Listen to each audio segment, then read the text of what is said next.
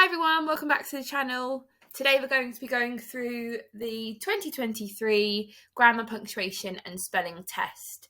Now, in the grammar paper, each question is worth 1 mark. Pupils have 45 minutes to complete the test, and it is out of a total of 50 marks. And then alongside this, children have a spelling test which contains 20 spellings, and then both of those are combined to work out the total score, and then that correlates to a scaled score. So let's get started with the questions. So number 1, which sentence is a command? So we have 4 different types of sentences. We have statements, we have commands, we have questions, and we have exclamations. So we're looking for a command. Now, a command, children are taught this in Key Stage 1, and we recap it again in Key Stage 2.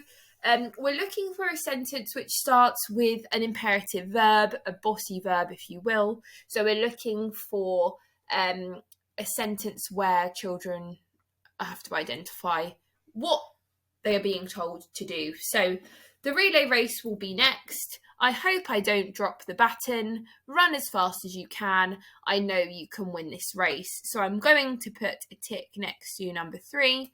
Run is my imperative verb there, so that is my command. Number 2, tick 1 box in each row to show whether the sentence is an exclamation or a question. Now, they've tried to trick you by starting each of the sentences with how. So children might see this and think, oh, I know that questions start with how, so they're all going to be questions, but you need to make sure that you look through each one individually. How disappointing it was that it rained on sports day. Well, I'm not being asked anything here. Something is being exclaimed, so that's an exclamation. How many times have you been to the swimming pool this week? Well, I know that's a question because that can be answered, and I'm going to put a tick there. How will you spend your summer holidays? Again, that is also a question. And how kind you are to give me this present is an exclamation. Number 3, draw a line to match each word to a suffix to make 4 different words. So suffixes are added to the end of a root word to change the meaning. So we've got social, relation, child and season, ish, all, eyes and ship. So the first one, social, I add ise to the end of social to make socialised. Relation, I add ship to the end of that to make relationship. Child, ish is added to the end of that to make childish. And season, we add all to the end of season to make seasonal. Number 4, insert a comma in the correct place in the sentence below. So this is testing the child's knowledge of commas in a list. We will be planting seeds, making a pond and looking for snails. So here I will have a comma after seeds. I do not need a comma after pond, so that is my answer is correct. Number 5, circle the correct word in each underlined pair to complete the sentences below using standard English. The autumn leaves was crunching beneath our feet as we walked along. The autumn leaves were crunching beneath our feet. So there I know that I should be circling were. We done a great job in picking the juiciest fruit. We did a great job. So there we are going to be circling did. Now some people might use this done in everyday language, but it isn't actually standard English. It's not grammatically correct. So children will need to make sure that they go over and check those. My brother didn't do anything to help us. My brother didn't do nothing to help us. So here we know we should be circling anything. Number 6, which pair of words are antonyms? So we looked at synonyms before. Synonyms are words which have the same meaning, but antonyms are words which have a different meaning. So marine, submarine, unicycle, bicycle, proper, improper, act, interact. So I know here that proper and improper are antonyms. Number 7, tick the sentence that shows Lara is most likely to go swimming on Saturday. So if we're thinking about likelihood, certainty, we know that we're thinking about modal verbs. So which modal verb is most likely? Lara will go swimming on Saturday. Lara should go swimming on Saturday. Lara might go swimming on Saturday. Lara could go swimming on Saturday. And I know that will is the most certain there, so I need to tick the first one. Number 8, insert a pair of brackets in the correct place in the sentence below. So brackets are used to add additional information, also known as parentheses. And if I take the brackets away, my sentence should still make sense on its own. So Charlotte, who usually hated getting wet, loved splashing about in the sea. So I know that I need a bracket there between Charlotte and who, and then I need to close my brackets between wet and loved. So if I take that information away, my sentence still makes sense. Charlotte loved splashing about in the sea. Who usually hated getting wet is my relative clause. Number 9, which sentence is the most formal? We can't keep your things here as there's no room. Well, I know that that's got a contraction in, so I know already that's rather informal. It is essential that you take all of your belongings with you. Well, that sounds far more formal than the first one. Please pack up all your stuff before you leave. It's time to get all your bits and pieces together. Again, another contraction. So if we think about it, this one is going to be the most formal because each other sentence uses a really informal way of saying belongings, things, stuff, bits and pieces. And in the second sentence, it is essential that you take your belongings with you. That is by far the most formal. Number 10, circle 2 words in the sentence that are synonyms of each other. So synonyms are words which have the same meaning. Rita was overjoyed when she won the competition with her exceptional drawing. Her mum was delighted too. Here I should circle overjoyed and I should circle delighted. Number 11, which sentence is punctuated correctly? Now here it's testing our understanding of commas for parentheses. Charlie's party, which was at the ice rink, was really enjoyable. So there's a relative clause that's been added in there, which was at the ice rink, and I need to make sure my commas are around the relative clause. So therefore, I know that it must be the third one. I have commas around that relative clause, and my sentence is punctuated correctly. Number 12, in which sentence is plant a verb? Now, there are certain words which can be used as nouns and used as verbs. So we need to go through and check which sentence has plant as a verb. The recycling plant was closed for the weekend. Well, that's not correct because plant is a noun there. The children plant beans in the school garden. Well, I know that plant has been used as a verb there. I remember to water my plant every day. That's also a noun. The roses were growing in a plant pot. Again, that is also a noun. Number 13, insert a colon in the correct place in the sentence below. Dipti is keen to practice the drums. She wants to play in the school band. Now, I know that a colon can be used for 2 different reasons. It can be used to list or it can be used to explain. Now, a colon can also be used to replace because. So I know in this sentence that my colon is going to go after drums.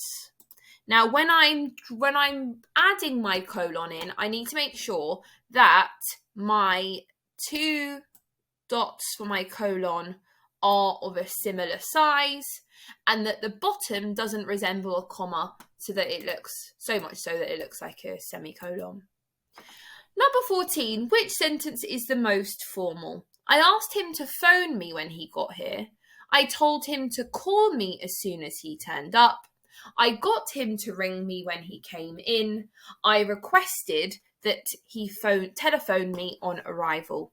Now here, this last one is going to be the most formal because these three asked him, told him, got him. We've got almost like we've got two words here, whereas here, I requested, it's far more formal. And again, the subjunctive form has been used here. I requested that he telephone me on arrival means that the last one is by far the most formal. Okay, let's have a look at number 15 then. Rewrite the underlined verbs so that they are in the simple past. I usually feed my cat before I eat breakfast. So I know that feed in the simple past tense is fed. And I know that eat in the simple past tense is ate. If I make any spelling mistakes in this question, it will negate the mark. I will not get the mark correct. I will not receive the mark, and I don't need to worry about capitalisation. Number 16. Insert a dash in the correct place in the sentence below. The house was in need of repair, the windows were broken, and the roof was leaking. So here I know that I'm adding extra information and my dash is going to go there. The house was in need of repair, dash, the windows were broken, etc. Number 17, tick one box in each row to show whether the apostrophe is used for a contraction, so two words being joined together, or possession to show that somebody owns something. Let's hope it warms up soon. That is going to be a contraction. The teachers' coats were all hanging in the staff room, where here I know that the coats are belonging to the teachers, so that's going to be for possession. The children wear their scarves when it's cold. Have been contracted here, so that is contraction. Number 18, which option completes the sentence using the present progressive? I blank the photos to the school website. So we've got a few options here. We've got upload, we've got will upload, we've got have uploaded, and we've got am uploading. Now, present progressive tense, because also known as present continuous, it is a verb which is happening happening now, but is continuing. So things that are in progress. So they are sleeping, they are eating. So in this sense, it's going to be am uploading. Number 19, which sentence uses tense correctly? She is getting the ball and then she scored the winning goal. That's not correct. My friends thought the film was good, but I don't like thrillers. That one is correct. When the clock strikes midnight, everyone was in bed. Well, here we have this in the present and this is in the past, so that kind of contradicts each other. Tonight he is playing rounders and she joined in. Well, again, number 2 is correct there. Number 20. Replace the underlined words in the passage below with the correct pronouns. Write one pronoun in each box. Maggie and Helena wanted to visit the museum. Maggie and Helena tried to go off to school, but the museum was closed. So pronouns are used to help us to create cohesion and to avoid repetition. So rather than repeating Maggie and Helena, we should have they. And rather than repeating museum, we should have it. Now for this question, any misspellings negate the mark. You will not get the mark if you spell anything incorrect. You would also get the mark if you said both for this first box. So you could say both tried to go off to school. That would also get you the mark. Number 21. Insert inverted commas in the correct places in the sentence below. May I use the computer? Asked Sam. Now, inverted commas are used to indicate direct speech. So here, I know that my 66 should go at the beginning of my speech, and my 99 should go at the end where I've closed my speech. Children would also get a mark if they just did one inverted comma. That would also get the mark. Okay, number 22. Tick one box in each row to show whether the underlined word is a verb, a noun, or an adjective. Verb being a doing or being word, an action. Noun being a person, place, or thing. And an adjective as a word to describe. There are many magnetic materials. So there, magnetic describes the materials, so it is an adjective. Magnets attract some metals. There, magnet is a thing, so it's a noun. We can magnetize the nail is a verb. Number 23, tick all the sentences that have been punctuated correctly. Now here, it's asking the children to tick all the correct responses. It hasn't actually specified how many, so you need to be careful with a question like this. There are a few others like this in this paper. When you have tidied your bedroom, you can play in the garden with a question mark. Not correct. If I tidy my bedroom, can I play in the garden? That one is correct. You can play in the garden if you tidy your bedroom. Again, incorrect use of a question mark. Can I play in the garden when I've tidied my bedroom? That one is correct. Number 24, insert one apostrophe in the correct place in the sentence below. When James plays darts, he uses his father's dartboard. So here we're looking for an apostrophe, and I don't see anywhere that we could use it for a contraction, so it is an apostrophe for possession. Now in this case, James is playing darts and he's using his father's dartboard. The dartboard is belonging to his father or to his fathers. So for this question, children would need to put an apostrophe there between the R and the S. Or if there are multiple fathers, it will go after the S. Either would be correct for 1 mark. Number 25, circle all the adjectives in the sentence below. Unfortunately, the weather was terrible, cold and wet. Again, we know that adjectives are describing words, so I know I need to circle terrible, cold, and wet. They are all used to describe the weather. Number 26, insert a pair of dashes in the correct place in the sentence below. I am excited, and I mean really excited, to be going on holiday next week. Now, similar to the brackets that we mentioned earlier for parentheses, when I take a pair of dashes away and what's inside them, the sentence should still make sense on its own. So, I am excited, dash, and I mean really excited, dash, to be going on holiday next week. Well, that one looks a little bit wonky, sorry. So I am excited to be going on holiday next week. Number 27. Rewrite the question below as a statement. Use only the words given. Remember to punctuate your answer correctly.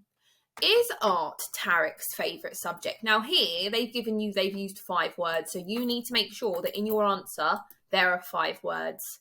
So there are a few options for this one. You could have art is Tarek's favourite subject.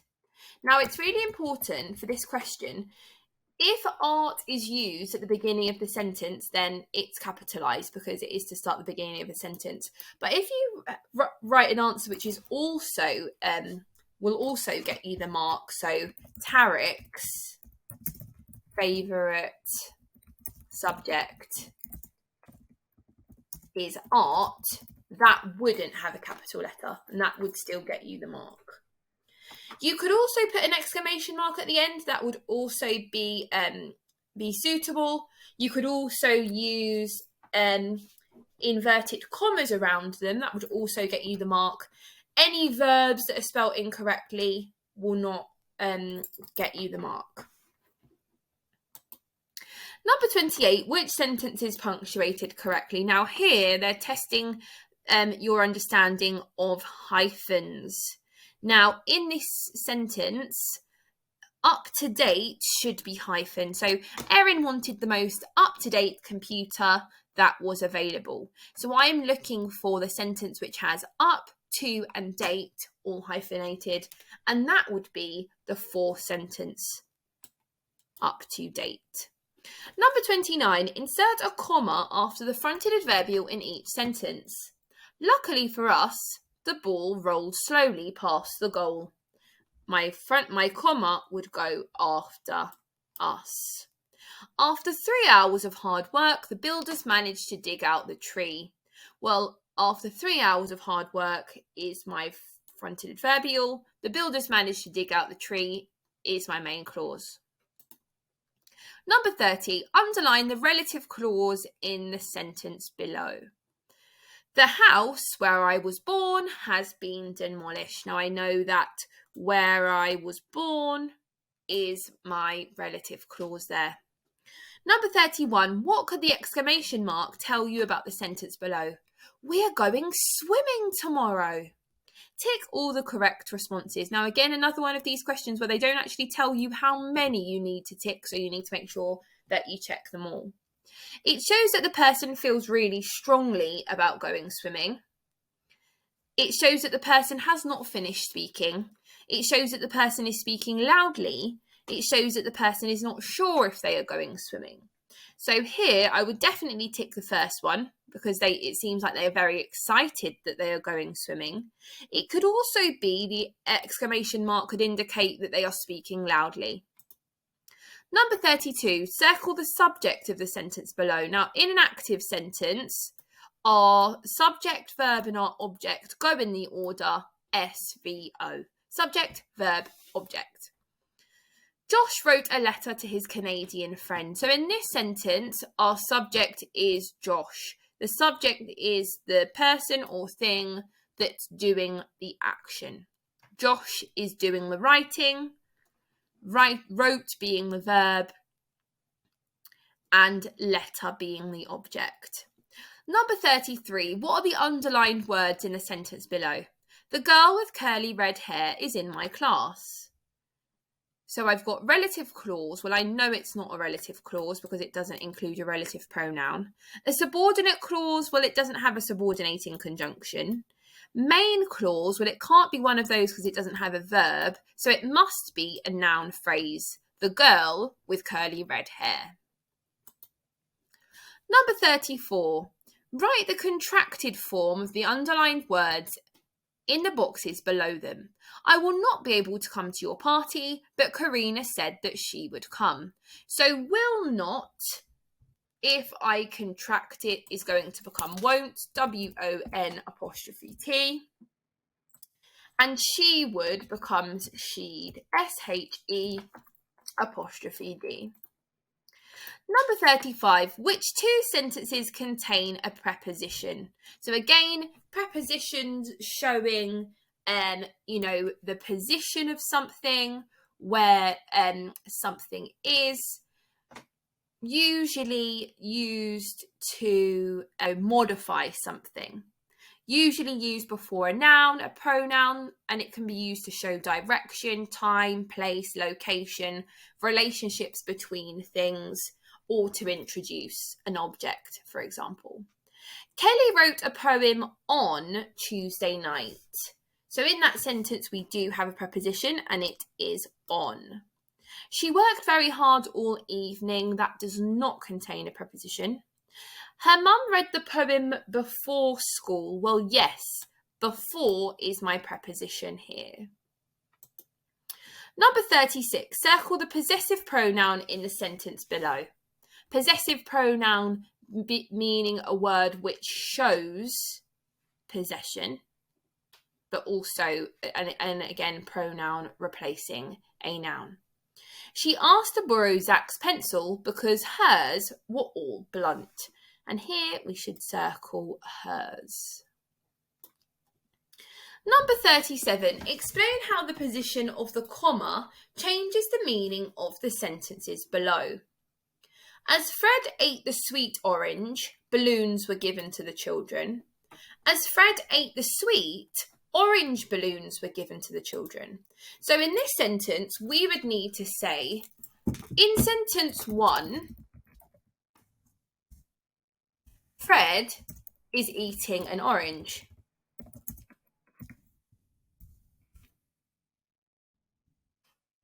However, in sentence 2, he is eating a sweet. Now, there are multiple answers you could give for this one. You could also say that in the first one, sweet is being used as an adjective, whereas in the second sentence, sweet is being used as a noun. You can also get a mark for this without mentioning both sentences. So you could say, number 1 shows that the orange is sweet. The second one means that the balloons were orange. So you don't need to mention both. And there are no spelling or grammar punctuation requirements for this question. Number 38, which sentence uses a semicolon correctly? So I know that a semicolon is used between 2 main clauses, and that's going to be key when looking at these answers. In the bag we found, oh no, I noticed a mistake here. 5 carrots, 2 cabbages and a large onion. Well, there, a semicolon has been used incorrectly. That should in fact be a colon. The book began with a boy called Tim climbing a steep hill. Well, I know that these aren't 2 main clauses, so that cannot be possible. Jessie went to look for her brother, semicolon Bill, again, not correct. The wind was howling, semicolon, the rain was drumming on the roof. Well, I can put a tick there. 2 main clauses, linking in meaning, joined with a semicolon. Semicolons can also be used to replace and or but, so, can be used to link the sentences together. Number 39, complete the sentence below with an appropriate subordinating conjunction. Blank, football is his favourite sport. James also enjoys watching tennis on TV. So there are a few options you could have for this one. You could have although, and you definitely need a capital letter for your answer here. You could have even though. You could also have though. You could have while. And you can also have whilst. If you spell these incorrectly, it will negate the mark, so you will not get the mark if these are spelled incorrectly. Number 40, circle the adverb in the sentence below. Now, an adverb describes a verb. Now, when children learn about adverbs lower down in the school, they may be taught that the adverbs end in ly, but that isn't always the case. The boy had 7 brothers, each one quite different from the others. So we're looking for a word that describes the verb, and in this case, it is quite. Number 41, complete each sentence with a word from the same word family as proud. We, blank, represented our school in the competition. So that one is going to be proudly. We proudly represented our school in the competition. Now, in this question, it's really important that this word doesn't have a capital letter because it isn't at the beginning of the sentence, it isn't a proper noun, it should be a lowercase p. We took blank in representing our school in the competition, and that one is going to be pride. And again, it shouldn't be capitalised, it should be a lowercase p. Number 42, circle the relative pronoun in each sentence below. So, relative pronouns are, they describe nouns, who, which, where, that, whose, whom. There's lots of different ones. A large collection of gold and silver, which is known as the Staffordshire Hoard, was discovered in 2009. There we should circle which. Mr. Herbert, who made the discovery using his metal detector, received a reward for finding it. There we have who. And some of the artefacts that he found are on display in museums. And in that sentence, my relative pronoun is that. Number 43. Insert full stops and capital letters in the passage below so it is punctuated correctly. So we're looking here, children are being tested to see if they can identify where a main clause ends, where a new clause starts. So, of course, we need a capital letter for W. We hope that you enjoy the new school meals. I know a full stop needs to go at the end there. Capital T for the. The menu will be put on the school website. Full stop. Capital I for if. If you have any comments, please send us an email, and we must remember to add a full stop at the end there because it is the end of a sentence. So we hope that you enjoy the new school meals, full stop. The menu will be put on the school website, full stop. If you have any comments, please send us an email. Number 44, circle the coordinating conjunction in the sentence below. Now, in order for children to remember coordinating conjunction, there are lots of different acronyms and, different catchy ways of remembering it. You might remember fanboys. Although our team was less experienced than others and nobody expected us to do well, we won the tournament because we had practiced regularly. Now, there are two subordinating conjunctions there, but the conjunction that we're looking at for here is a coordinating conjunction, and it nice and simply is and. Number 45, add a different prefix to each word to form its antonym. And again, like we mentioned earlier, antonyms are words which are the opposite. So, the first one, honest. Well, I know I add this to honest to make dishonest. Separable. I know that I add in to separable to become inseparable. And noticeable, I add un to noticeable to make unnoticeable. Number 46, circle 3 determiners in the sentence below. So determiners are words that come before nouns, usually small, they're usually very small words. So the black kitten licked its paws and curled itself up into a tight ball. So my first determiner there is the, comes before black kitten. Licked its paws, again, comes before my noun, paws. And curled itself up into a tight ball. Number 47, rewrite the sentence below in the active. Remember to punctuate your answer correctly. So here, my sentence has been written in the passive voice.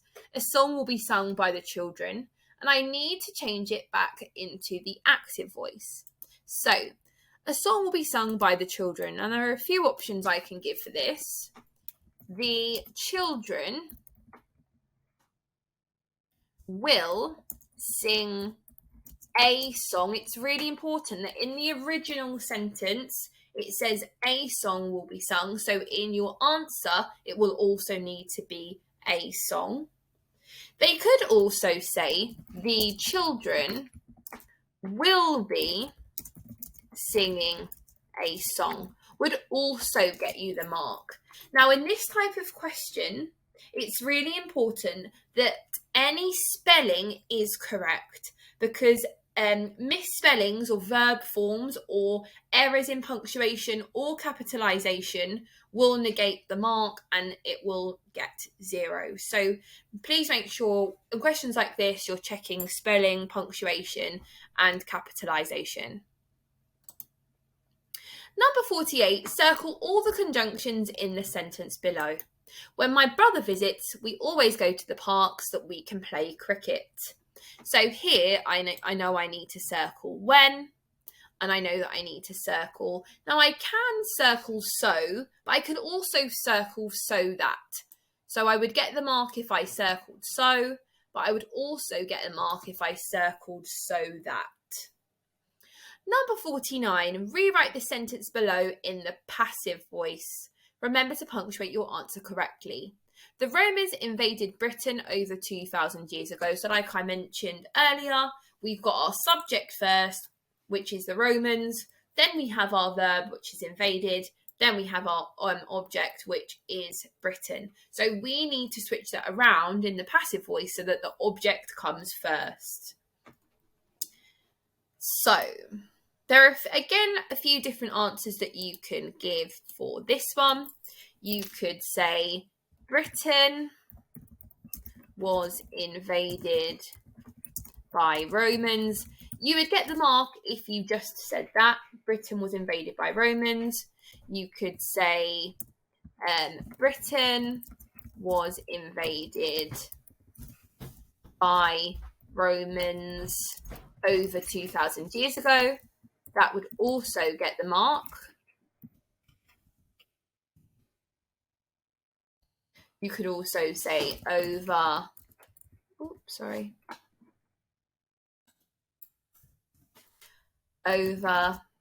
2,000 years ago, Britain was invaded by Romans. Now, it's really important here, again, that spelling and punctuation and capitalization is correct. Romans without a capital R is not going to get a mark. If Britain is spelt like this, that's also not going to get the mark. So it's really important that spelling, punctuation, and capitalization are correct when it comes to questions like this. And the last question of this paper, number 50. Tick one box in each row to show whether once is an adverb or conjunction. Now, there is a really easy way that you can remember this. If it is followed by a verb, then it is a conjunction. If there is no verb following the word, then it is going to be an adverb. So let's see if that trick works. I've only been to France once with my family. Now, in this sentence, once is used as an adverb. There is no verb after it. Once I arrived in Paris, I tried to speak French. Now here, that is a conjunction. It is followed by a verb. And the third one, my accent really improved once we had been there a few days. Again, once in this sentence is also been used as a conjunction. Thank you for watching. Hopefully you found some value in this video and you have found it useful. If you haven't already, please give the video a like, subscribe to our channel and share, because we really appreciate it. And stay tuned for some more videos on primary education and hopefully some videos preparing you for the upcoming school year. Thank you for watching.